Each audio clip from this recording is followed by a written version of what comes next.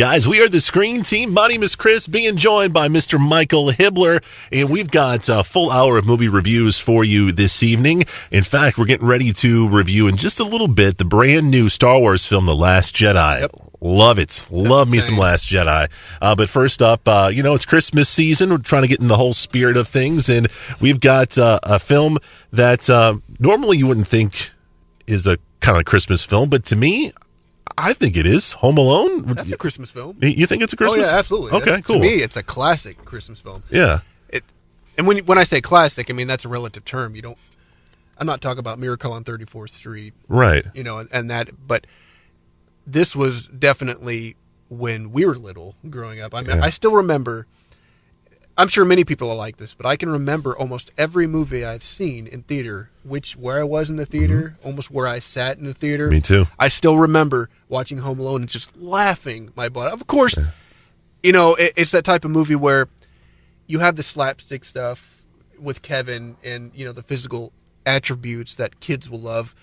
But just the general, it's a John Hughes film. So anything, that guy was the genius of the 80s when it came to comedy. He wrote it. He wrote it, yes, exactly. Chris Columbus directed it. Who also directed the first two Harry Potter movies. Yeah. So just so you know, but yeah, you're right. But anything that guy touches is just hysterical. But yeah, absolutely. I still look forward to watch that movie every Christmas. And I'll watch it even if it's not Christmas. It's just a hilarious movie. Yeah, I've got a couple of good stories about this. I can't remember if I had seen the film or I was getting ready to see the film, but one of my earliest memories of Home Alone is in Sunday Mass. And I'm going to get to this. The sacrament. It's not a wafer. For those who go to Catholic Mass, you know that the priest comes out and he talks about the readings and stuff like that and the gospel, and the particular priest at my church came out and he was using Home Alone as a reference to awesome. The reading or the gospel for that day, and I don't remember anything other than I remember me thinking, priests can go to movies? That blew my mind as a 10-year-old. Well, I was like, expect they live the church, and that's it.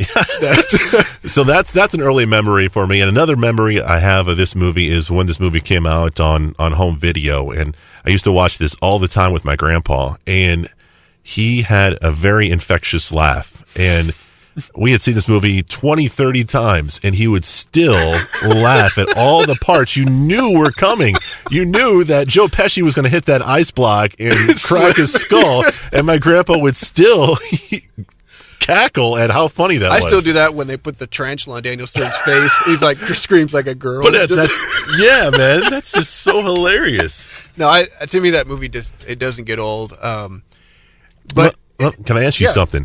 Does it still live up to today? Absolutely. And that's a test. We talked about that before. You watch a movie as a child, you view it completely differently when you're an adult. Right. And some of the movies you go back and watch, you're kind of disappointed. You're like, how could I even ever have thought that was funny? Same with TV shows. Yeah. But this movie, in my opinion, definitely holds up still. I remember last Thanksgiving, I was by Seattle visiting my brother and the family, and we all sat down and watched it, and everyone was just laughing because it was it's a great family movie. It's a wholesome movie. It's got a good story.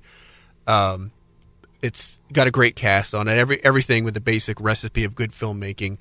It's definitely a movie that the whole family can enjoy. You don't have to worry about profanity or nudity and stuff like that. So I definitely agree that it holds up. Yeah, it definitely does. You got Joe Pesci and Daniel Stern and Catherine O'Hara, I believe, in it as well. Macaulay Culkin, which this role is what broke him into superstardom. Right. Yep. I mean, I remember this film came out and then he was in everything. Remember him being in Richie Rich? They actually they were like, you know what? The Page Master, who's even going to watch that? We've been wanting to make Richie Rich for 20 years. Now we can do it.